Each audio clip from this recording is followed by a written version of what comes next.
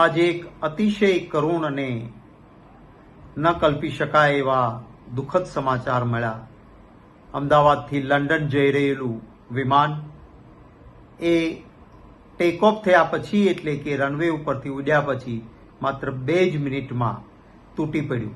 અને જ્યાં તૂટી પડ્યું ત્યાં રહેતા હતા લોકો, અને રેસિડેન્સ ડોક્ટર્સની હોસ્ટેલ પણ આવેલી છે.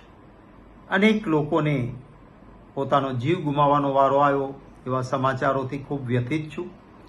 કોંગ્રેસ પક્ષના એક કાર્યકર્તાને ઘટનાના સમાચાર મળતાની સાથે વિનંતી કરી હતી કે જ્યાં લોહી આપવાની જરૂર પડે બ્લડ ડોનેશન કરવાનું, પ્રશાસનને જ્યાં જરૂર પડે ત્યાં મદદરૂપ બનવાનું. અને ફરી અપીલ કરું છું કે તમામ જગ્યાએ જ્યાં મદદરૂપ થઈ શકાય ત્યાં બધા જ મદદરૂપ બને. વિસાવદર અને કડીની વિધાનસભાની પેટા ચૂંટણીઓ ચાલી રહી છે. અમારી અનેક જનસભાઓ, ઉમેદવારોના કાર્યક્રમો, રેલીઓ, સ્વાગત સમારોહો આ બધું જ રાખેલું હતું. એ બધું જ આજના દિવસ માટે રદ કરવાની ઘોષણા કરું છું. સંપૂર્ણપણે શોકગ્રસ્ત પરિવારોની સાથે સમગ્ર કોંગ્રેસ પાર્ટી એમના દુઃખમાં સહભાગી છે. પ્રશાસનને જ્યાં જરૂર પડે ત્યાં એક કોંગ્રેસી કાર્યકર્તા મદદરૂપ બનશે.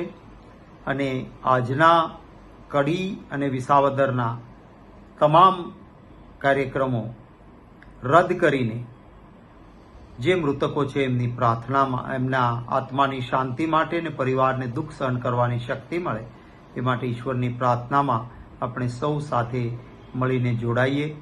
જે પ્લેન તૂટી પડ્યું છે ત્યાં રેસિડેન્સ ડોક્ટર્સની હોસ્ટેલ હોવાના કારણે ત્યાં પણ જે નુકસાન થયું છે, ત્યાં પણ લોકોને તકલીફો આવી છે.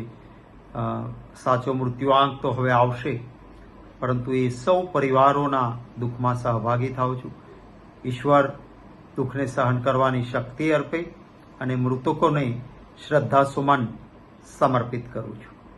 છોટાઉદેપુર સહિત રાજ્ય, દેશ અને દુનિયાના સમાચાર જોવા માટે સબસ્ક્રાઇબ કરો તીર સમાચાર અને બેલ આઇકોન જરૂર દબાવો.